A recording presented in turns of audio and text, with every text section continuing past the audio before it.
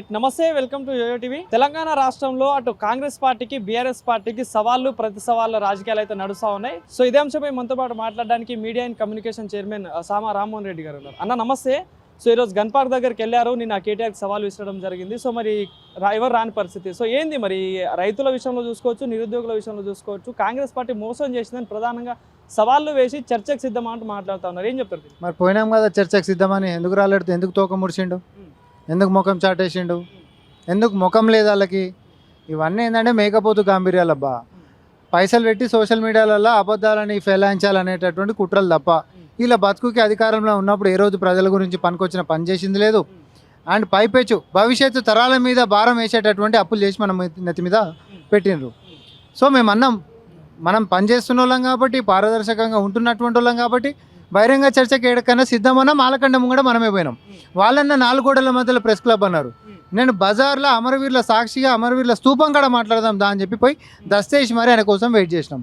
ఎక్కడ పోయినావు కేటీఆర్? నీకు నిజంగా ముఖం ఉంటే, మీ అయ్యే పరిపాలన మీద మీకు నమ్మకం ఉండుంటే ఇప్పుడు పీక తిన్నోళ్ళే వీళ్ళు కదా. తెలంగాణ వనరులని పంది కొక్కులు లెక్క పీక తిన్నటువంటి వాళ్ళని ఈరోజు వాళ్ళు సవాళ్ళు అంటే ఎట్లుంటుందబ్బా? ఏ రోజున అలా ముఖానికి 1 లక్ష రూపాయలు రుణమాఫీ ఏకకాలంలో చేసినటువంటిది ఉండేనా? 2014లోనైతే మిగులు బడ్జెట్ తోటి తెలంగాణ రాష్ట్రం ఉండే. అప్పులు గిప్పులు మనకు లేవు. అయినప్పటికీ 1 లక్ష రూపాయల రుణమాఫీ చేసుడు శాతగానోళ్ళు. ఆ 1 లక్ష రూపాయలు కూడా 4 దఫాలుగా చేస్తే 1 లక్ష అసలు మాఫీ కాలే, మిత్తి మాత్రమే మాఫీ చేసినటువంటి పరిపాలన చేసినటువంటి వాళ్ళు ఈరోజు ఏకకాలంలో 2 లక్షల రైతుల రుణమాఫీ చేసినటువంటి మమ్మల్ని విమర్శిస్తా అంటే అది ఎట్లా ప్రజలు ఒప్పుకుంటారు అనుకుంటారు? అంటే పూర్తి స్థాయిలో రుణమాఫీ అనేది కాలేదు, ఇంకా 38,000 కోట్లు ఎగ్గొట్టింది కాంగ్రెస్ ప్రభుత్వం. నిన్న కేటీఆర్ కూడా ఇదే మాట సవాల్ విసురుతా ఉన్నారు. మరి ఇప్పుడు నేను ఒకటే అడుగుతా ఉన్నా, 38,000 కోట్లు ఎగ్గొట్టింది అనేటట్టు ఆయన ఏడ లెక్కలైతే చూపెట్టలేడు. 2 లక్షల వరకు రుణాలు మొత్తం మాఫ్ అయినాయని నేను అన్నా. వాళ్ళు సపోజ్ 3.5 లక్షల రుణాన్ని తీసుకొచ్చి చెప్పిరనుకో, అది మనం మాఫీ చేస్తామన్నది కాదు కదా. 3.5 లక్షల రుణం ఉందబ్బా, 3.5 లక్షల వాళ్ళకి ఎందుకు చేస్తాం మనం? 2 లక్షల వరకు ఉంటున్నటువంటి వాళ్ళకి చేస్తామనం చేసినాం. నువ్వు పలానా 50,000 రుణం ఉన్న వాళ్ళది మాఫీ కాలేదని చెప్పి అడుగు. దానికి కూడా ఒక పరిమితి మనం పెట్టినాం. గతంలో వాళ్ళు కూడా పరిమితులు పెడతారు, మనము పరిమితులు పెట్టినాం. మేము పెట్టినటువంటి అన్ని విషయాల్లో కూడా రుణాలు మాఫీ అయినవా కాలేదా? తాలు తరుగు పేరు మీద అలా కాలంలో ఎట్లుండే? కుడి చేతితోటి రైతు బంద్ చేసేటోళ్ళు, ఎడమ చేతితోటి తాలు తరుగు పేరు మీద దోసుక తినేటోళ్ళు. సకాలంలో కొనుక్కున్నటువంటి దానికి పైసలు ఇచ్చేటోళ్ళ, గిట్టుబాటు ధర వ్యవహారంలో ఎప్పుడు వచ్చేటి పైసలు? అంతెందుకు రైతు బంధు వాళ్ళ కాలంలో ఏ సారన్నా ఏ సీజన్ అన్నా 2 నెలల లోపు రైతు బంధు మొత్తం పడ్డదన్నటువంటి చరిత్ర మీ మొక్కలకు ఉందా? ఎన్నికల వచ్చిన రోజు రైతు బంద్ చేయడం, బై ఎలక్షన్ వచ్చినప్పుడు రైతు బంద్ చేయడం, బై ఎలక్షన్ వస్తే దళిత బంధు ప్రకటించడం, జనాలని ఊరిలిచ్చి మోసం చేసేటటువంటి పరిపాలన చేసినటువంటి మొఖాలే తప్ప నిజంగా ప్రజల సంక్షేమం గురించి ఆలోచించి వారి యొక్క అభ్యున్నతి గురించి కృషి చేసినటువంటిది ఏమైనా ఉండేనా? బీఆర్ఎస్ హయాంలో కొలువులు అనంటే ఆర్థిక భారం అనుకునేటటువంటి వాళ్ళ నుంచి ఈరోజు కొలువులు అనంటే బాధ్యత అనుకునేటటువంటి కాంగ్రెస్ ప్రజాపాలన ముందుకు పోతా ఉంది రేవంత్ రెడ్డి గారి ఆధ్వర్యంలో. ఆర్టీసీ అనంటే నష్టాలలో నడుస్తుంది అని చెప్పి ఒక ప్రైవేట్ సంస్థను చూసినట్టు చూసి ఇక భగవంతుడు కూడా కాపాడలేడు అనంటే 27 మంది చచ్చిపోతే కూడా కనీసం పోయి పలకరించినటువంటి పాపనబోని పాపాత్ములు ఈరోజు ఆర్టీసీ లాభాలలో నడుస్తుంది.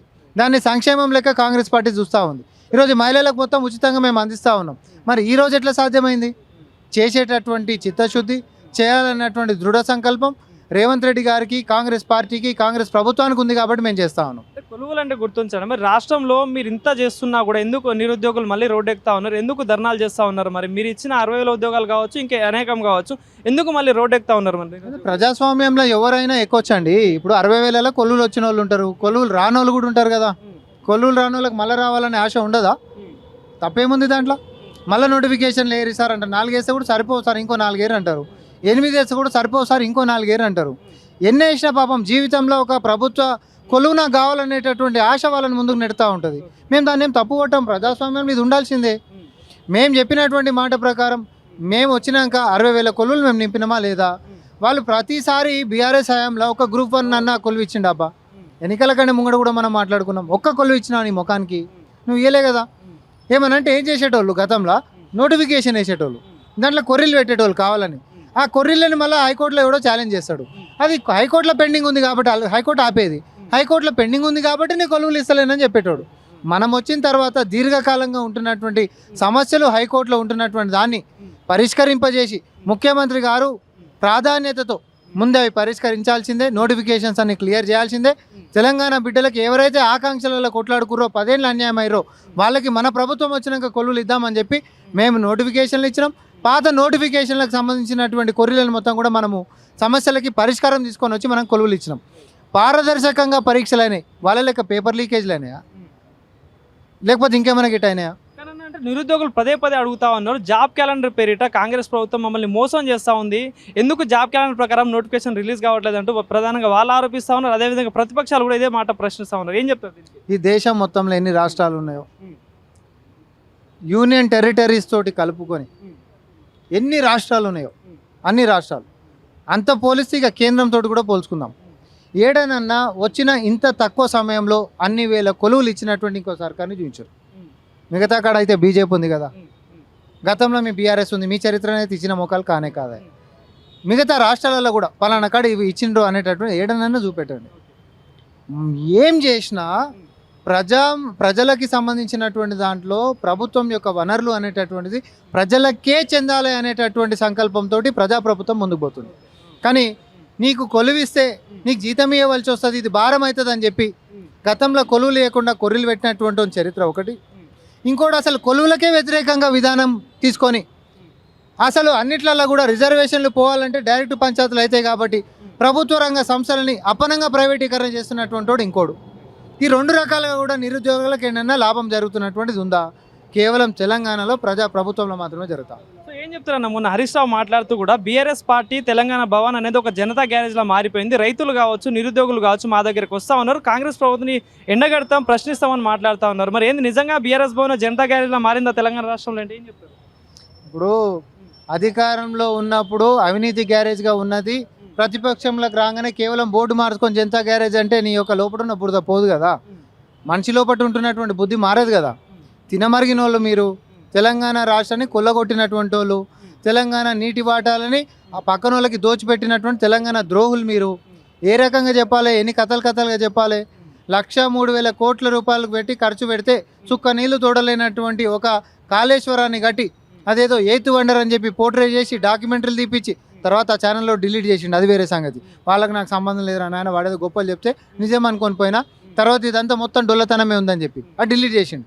కానీ కాళేశ్వరం అనేటటువంటిది కూలింది, కుంగింది, ఒక సుక్క నీళ్ళు కూడా తోడతలేదు అంటున్నటువంటి దాంట్లో కానీ భవిష్యత్తు 20 సంవత్సరాలైనా కూడా మన నెత్తి మీద భారం అప్పుల కుప్ప పెట్టిపోయినటువంటి పాపం ఎవరిది? ఈరోజు అప్పుల భారం లేకపోతే ఇంకెంతమంది కొలువులు ఇవ్వచ్చు, ఇంకెంత సంక్షేమాలు చేయొచ్చు, ఇంకెంత అభివృద్ధి చేయొచ్చు?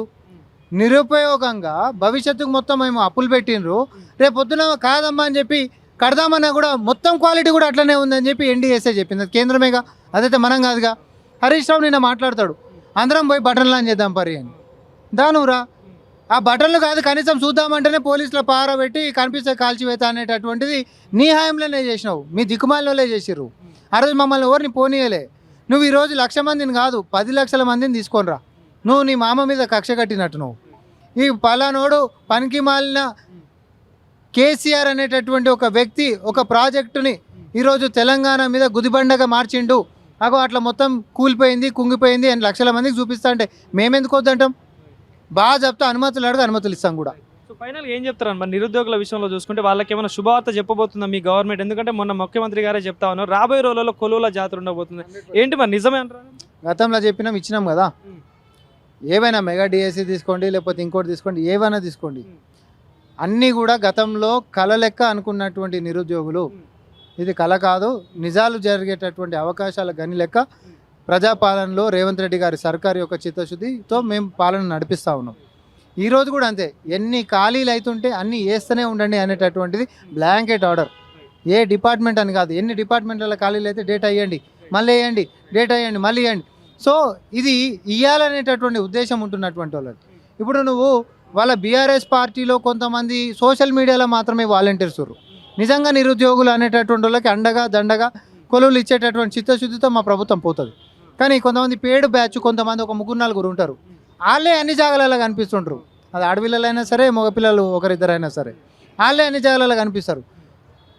ఆ వ్యవహారంకి వచ్చినప్పుడు రాజకీయం రంగురుద్ది నిరుద్యోగుల్లో ఒక గందరగోళాన్ని రగిలించి ప్రిలిమ్స్ రాసిన తర్వాత మెయిన్స్ రాయనీయకుండా కుట్రలు కూడా ఈ పిల్లలే కొంతమంది చేశారు. కానీ నిరుద్యోగులు ఎవరు నమ్మలే. వీళ్ళ నమ్ముకుంటే రోడ్డు మీద పడతాము. గతం మొత్తం కూడా ఇట్లనే పడ్డాము. వాళ్ళకంటే ఆ నలుగురికి కొలువులు ఇచ్చి కేటీఆర్ అనేటోడు జీతం ఇస్తుండు కాబట్టి నడుస్తుంది. మీతో అందరికి మాత్రం కొలువు వస్తేనే జీతం వస్తుంది కదా. కాబట్టి ఆ తెలివితేటలు నిరుద్యోగులకి తెలంగాణ బిడ్డలకి ఉన్నాయి. ఇట్లాంటి బురద రాజకీయాలు చేసేటటువంటి చిల్లర చీపు టాక్టిక్స్ ఏవైతే కేటీఆర్ చేస్తుండో మీరు బంద్ చేసుకుంటే మంచిదని చెప్పి తెలియజేసుకుంటాం. Thank you.